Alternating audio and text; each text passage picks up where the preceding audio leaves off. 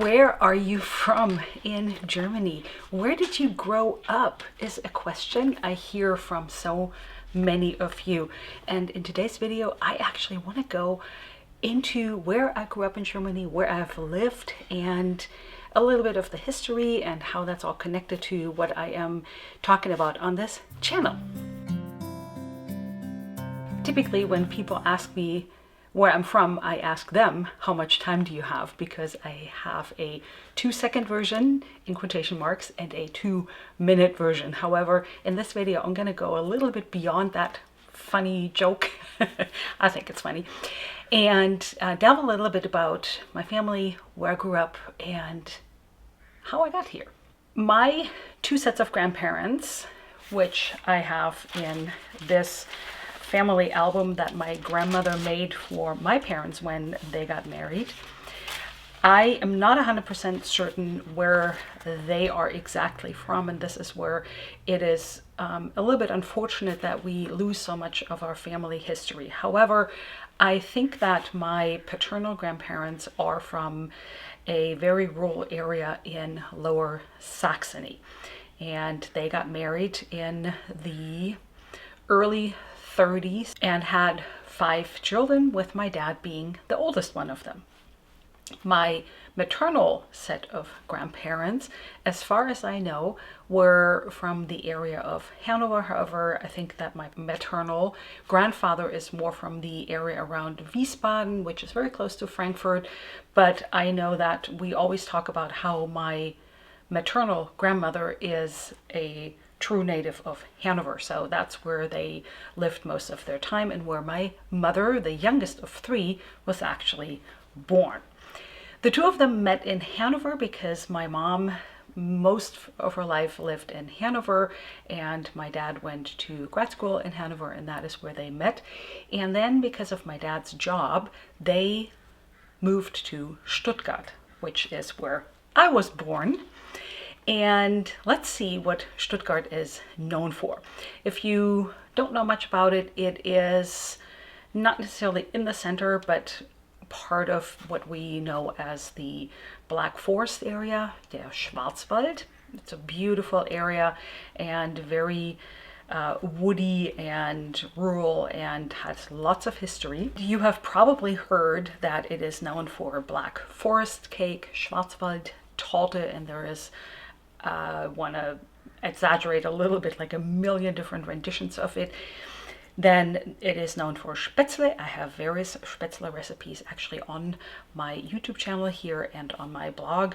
It is known for Black Forest ham, Schwarzwald Schinken, and it is known for Flammkuchen, which is almost like a very thin crust pizza with sour cream and some herbs and some sort of bacon or ham. It is also known for Maultaschen, or at least that's what we had a lot, and Maultaschen are, I want to say, the German answer to ravioli. And of course it is known for cuckoo clocks. Now, I don't have one, but I remember as a child it was really endearing because my grandparents had a cuckoo clock, and I don't know if they kept it running the entire time because I think you had to wind it up every single day, although my grandfather was really into these habits, daily habits of winding something up. But I remember that pretty much every time when we grandkids visited, he would wind it up and he would make that little cuckoo come out and go cuckoo, cuckoo. So that was a bit of a family thing. Unfortunately, my father died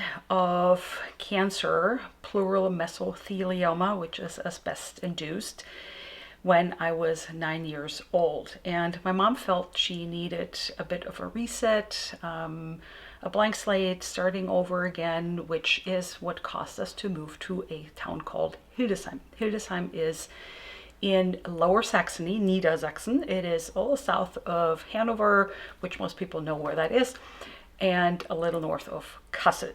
It's a very old town.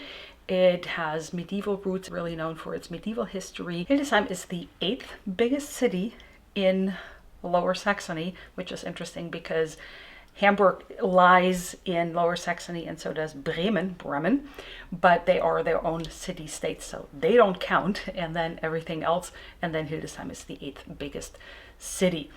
It is somewhat rural in that area. There's a lot of agriculture, and it is known for its hearty cuisine. I don't know if it's known for anything particular other than hearty cabbage dishes, anything with sausage, kale, which we call Grünkohl in German, which is something that actually gets better if it has the first frost, because the frost turns some of the starches in the cabbage into sugars, which makes the Grünkohl, the cabbage, taste a little bit sweeter. However, Hildesheim is also really famous for a lot of UNESCO world sites. You can look that up. I'm going to leave a link in the description box for you below.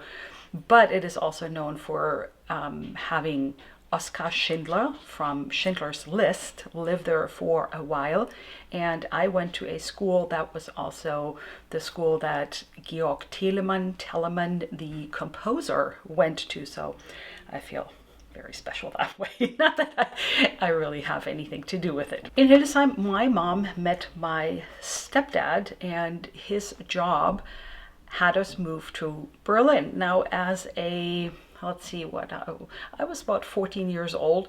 I was excited about moving to a bigger city, but I was less excited about leaving my friends behind. Now we moved to Berlin, and that was in the 80s. And you may know that Berlin was divided, and there was a West Berlin and an East Berlin. And I want to briefly talk about that because that can actually confuse a lot of people, how that actually worked and how it was divvied up. After the Second World War, the four allies, America, England, France, and Russia, divided Germany into, I forget what the English word is, but in Germany it was called Besatzungszonen, so certain zones that they occupied. And none of the Western allies wanted to give up Berlin. So what did they do? They just took the city of Berlin and chopped it into four sectors. The Russian sector, the American sector, the French sector, and the English sector. I don't know if that geographically makes sense and if that's accurate. However, in the 60s, the Russians built a wall not just around East Berlin, but also the entire East Germany. Now what you have is a city that's essentially an island in another country, if you will.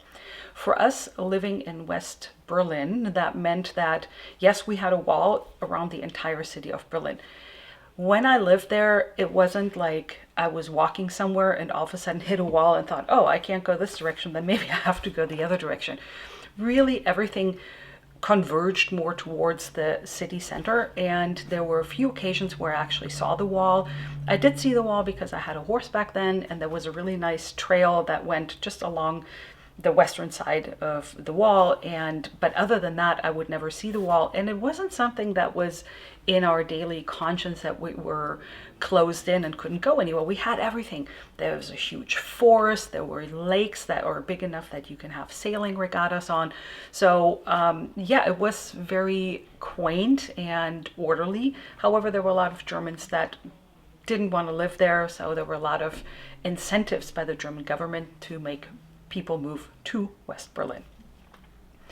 What that also meant is if we wanted to go visit relatives in West Germany, we had to get out of West Berlin, and that meant going through a checkpoint. And you may have heard the word Checkpoint Charlie, which is probably one of the most famous checkpoints from going from West Berlin to East Berlin. If you wanted to go into East Berlin or East Germany, that was a lot more complicated. But just going to West Germany, we had to enter East Germany and had to go through a checkpoint, and there was a lot of harassment going on, unfortunately. Then we were on one of the three Autobahn transit routes. There was one that went to Hamburg, one that went straight to Hanover, and one that went to down south to Munich. We had to stay on it. We were not allowed to leave that Autobahn, the transit route. And on the other end, we had to pass another checkpoint, and then we would get into West Germany. You could also fly or take the train with passport controls and so forth. However, that was our life, and especially as a teenager, I didn't think it was a big deal or particularly bad or anything. It just was what it was. I was also there when the wall came down, which was very interesting. It changed Berlin on so many levels. It changed the whole landscape, the whole vibe, the whole atmosphere. And I remember celebrating New Year's Eve at the Brandenburg Gate in 1989 when the wall had just been down for about a month or so. And it was quite the spectacle and quite fabulous. This is David Hasselhoff singing Looking for Freedom. Unfortunately, I can't share the original score because of copyright issues. Now, while I was living there, I did various stints in foreign countries. One of them was here in the United States, where I probably picked up most of my English because depending on who you ask, some people think that I don't have an accent and some people will think that they can hear a slight accent. I think it's also a bit of a matter of my daily form. Some days it's probably more obvious than others, and again, on who is listening to me. But then I also, after high school, I had a short stint where I was basically a ranch hand and horse handler in Brazil. Now, back in Berlin, I eventually moved to Munich for my first job and lived in Munich for about a year. Most of you know Munich. It is so famous for its beers, its Oktoberfest for the vicinity to Neuschwanstein Castle, Schloss Neuschwanstein, and just being in Bavaria, it's also a big tourist attraction. So we had a great time in Munich. However, eventually I moved to Cologne, and Cologne is a city in a cluster of cities in the Rhineland area, and there is Düsseldorf and Dortmund and Duisburg and Cologne. And that was a fabulous time, and we lived there for about 3 years. That was where my oldest son was born, and Cologne, and I'm going to have to look up some facts here because I had to write them down. Now, Cologne is known for its carnival, and it has a bit of what they call a rival city, Düsseldorf, and which kind of word you yell for. One yells Alaf and one yells Hello for carnival, but it's also known for its Kölsch beer, Kölsch, Kölsch, and I checked various sources and I couldn't get the definitive answer, but it sounds like there's at least 12 different breweries of Kölsch with at least 24. I've also heard the number 38 different types of Kölsch. Kölsch is a young top fermented beer. If you are a beer aficionado, that may actually mean something to you. Cologne is known for a lot of sauerkraut and sausage dishes, for pork knuckle and dumplings, which is Schweinshaxe, as they call it in Bavarian, and Knödel. It is known for Reibekuchen, which is basically potato cakes, and something called Himmel and Erd. It's the Himmel and Erde, heaven and earth, which is a dish of potato and apples, which I think my mom talks about, which she hated as a child. I never actually had it, I have to admit. And Sauerbraten, which is a piece of meat. Traditionally it used to be really tough horse meat marinated in a vinegary, semi-sweet marinade for days to make the tough meat tender enough for eating. And after 3 years of living in Köln, I moved over to the United States, and I have been here since then. I am so happy to be here, but on the other hand, I also love to cultivate my German heritage and my German culture, almost like I am clinging onto it, because I have to say there are days when I'm pretty homesick. And one of the reasons I got into making a lot of these traditional German recipes is because I couldn't find them here and I wanted them. I wanted to have these German foods, so I learned how to make them, and eventually I thought about sharing them with you. If you have lived in Germany, if you're German yourself and you're craving certain German dishes, check out my recipes. Now, if you're interested, I know I have some of these dishes that I mentioned on my YouTube channel here and as recipes on my blog. If there's anything that you would like me to make, I will try to make some more additional recipes. Let me know in the comments below. Also, if you have any other question.